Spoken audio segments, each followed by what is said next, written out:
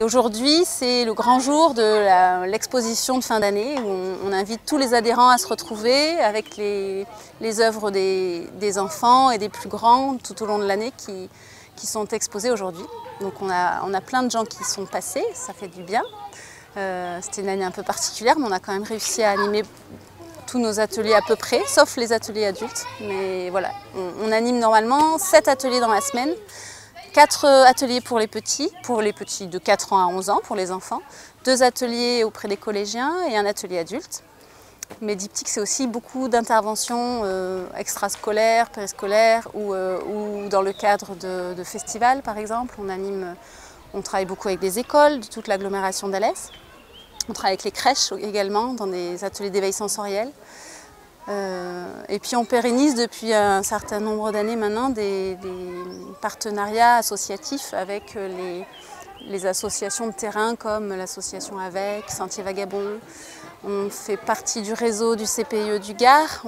Ça nous tient à cœur d'animer des ateliers autour de l'art et de la nature pour sensibiliser aux gestes écologiques, pour dire que voilà, on peut créer à partir de ce qu'on a. Et puis voilà, ça c'est quelque chose qu'on développe beaucoup.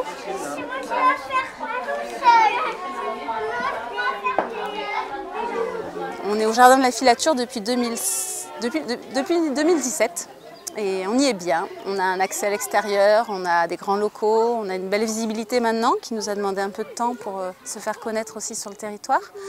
On a plus de 50 adhérents à l'année. Le fait d'être rendu, ça nous permet de travailler avec les collégiens directement, avec les scolaires qui peuvent se déplacer sur le site. Voilà, on fait de l'accueil de groupe aussi.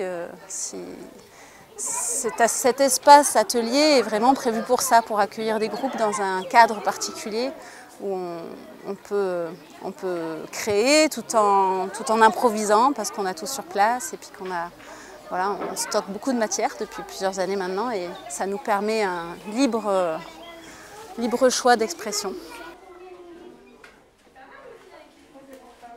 La mairie souhaite vendre les locaux, donc on est un petit peu dans l'expectative d'un nouveau lieu.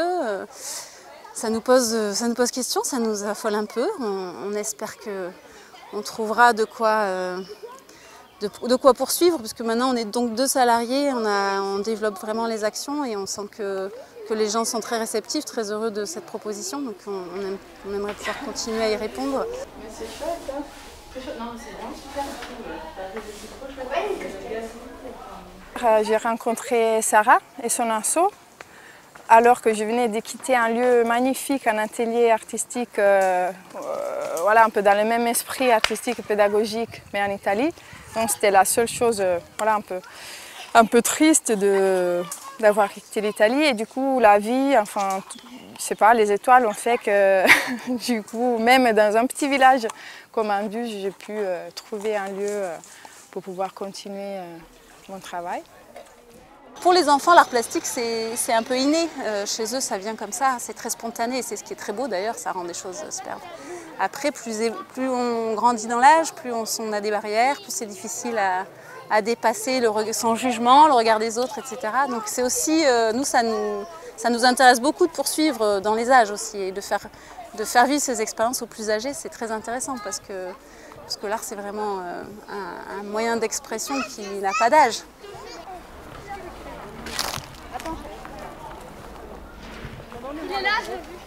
Et on trouve que la créativité, le jeu et l'art, c'est des pistes, enfin, c'est des moyens, voilà, justement pour se rencontrer, pour s'exprimer, pour partager, pour avoir confiance en nous-mêmes, pour voir qu'on est capable de faire des choses, de trouver des solutions créatives. Et ça, c'est quelque chose que dans la vie, voilà, c'est important.